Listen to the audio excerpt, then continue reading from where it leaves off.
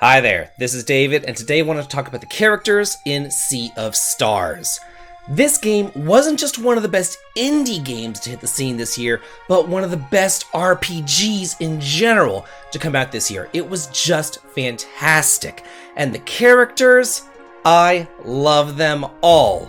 But I still want to go ahead and rank them based upon their combat usefulness. As we all know, some are much more useful than others. There are 6 characters here, so we have a lot to talk about, so let's go ahead and get started. Number 6, Bist. Is he a crab? Is he a wheel? Is he a slug? Or is he just like a hunk of useless glass? Well, I'm not entirely sure what he is, but I can tell you that he's completely adorable. Too bad that doesn't make up for his complete uselessness in combat. The poor soul joins up so late in the game, I thought that he was just going to be like absolutely amazing and curb stomp everything in his path, but that wasn't the case at all. Bist is your stereotypical tank with really high defense, attack power, and an HP value that's just like through the roof. So yeah, he can survive, but unfortunately, he really can't do much else but that. His attacks specialize in arcane damage, but Rashan is able to do that too, and the poor guy is the only character that really can't hit multiple targets all that well, meaning that he's just not good for the randoms. I mean, I guess you could put him in during boss fights if you need some powerful single target damage with elbow drop, and yeah, he can revive too, but so can items. And really, by the time that you get him, you have so many powerful items, relics, and accessories that you really shouldn't be dying anyway. It just sucks to have to play like 90% of the game, and then your reward is this underwhelming hunk of glass. I mean, why even bother giving you a character if he's just going to be so crummy? Number 5, Sarai. Situational! Thy name is Sarai. I wish that I wasn't so disappointed in her. She had so much potential. First introduced as the cliched mysterious pirate captain, then she can teleport and warp around while also having that ninja assassin vibe going on. You kind of think that she's really cool, and even later on, she strips down more to show off even more secrets. They could have done so much with this character. I personally would have loved it if they upgraded her skills over time as she kind of like revealed more about herself. But unfortunately, they didn't, and at the end of the day, she's just underwhelming. All of her stats are below average, so you don't want her in there just to like attack, you need to use her for what she has, and really? The bitch doesn't have much going on. She gets 2 good skills. Venom Flurry, which allows her to hit all the enemies on screen with timing similar to Boomerang, and then Disorient, which is really only useful for boss fights. And it will be the only reason why you'll put her into your party later on in the game, because it does add 2 to the enemy's countdown timer. Also, she does get her ultimate ability before anybody else, but really, you'll just kind of like pop her in for a few skills here and there, then bench her for the vast majority of the battles. Number 4, Garl. I mean, not only is this guy useful in battle, but he's easily the most lovable and relatable of the characters during the story. While Zale and Valerie might as well be interchangeable twins, and Sarai is just too busy being so dark and mysterious, Garl is just himself. He is human, and because of that, we love him. To be honest with you, I used him for like the vast majority of the beginning portions of the game, only swapping him out for Sarai when she first joined up, because that was before he had his wonderful cooker surprise attack.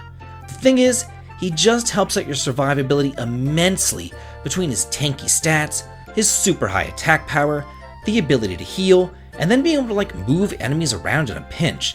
He's just so versatile. Not to mention later on where you can throw exploding pots of soup directly into your enemies' faces, on the cheap too. His attack power, defense, and HP are up in the stratosphere, and whenever you have 50% of the game where it's either really him or Sarai, the choice is easy. He's going to be in your party 90% of the time doing the heavy lifting. Number 3, Rashan. This guy is just a beast. Joining up with you around the midpoint of the game, he helps out immensely, sporting the 2nd highest HP total in the entire game, along with super high magical attack and defense. You would think at first look that the guy is like a mage, but he's not.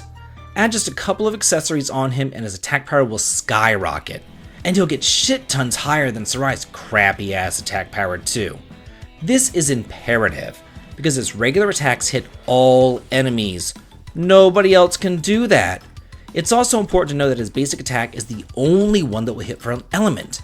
Everybody else either hits for sword or blunt damage, but not this goat. He hits for poison, pretty much rendering Sarai more useless than she already is. Not only that, but his spells hit for arcane damage, and just like everybody else, he pretty much just has like two useful ones. Abience is imperative for random encounters, as it pulls all the enemies together so that you can use your AoE spells to blast them all to smithereens. And then his Petrichor is the only ability in the game that heals up the entire party, making him useful for the harder boss fights as well. Number 2, Zale. Now we've gotten down to our two Solstice warriors, and herein lies what I believe to be a big problem with the game. Similar to Chrono Trigger, you're given 6 party members, but you're only allowed 3 in your party. Now, in Chrono Trigger, Chrono was mandatory for most of the game. Then, later on, you could swap him out. But he wasn't like so super overpowered that you felt like you needed to use him. But that's not the case here.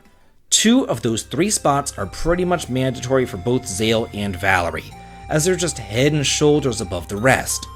Zale excels at magical attack power and versatility, being able to easily hit all the enemies on the screen with the dash strike, as well as having the most powerful yet easiest to time attack in the game, the Sunball, which deals a ton of damage to your target, as well as splash damage to the surrounding enemies.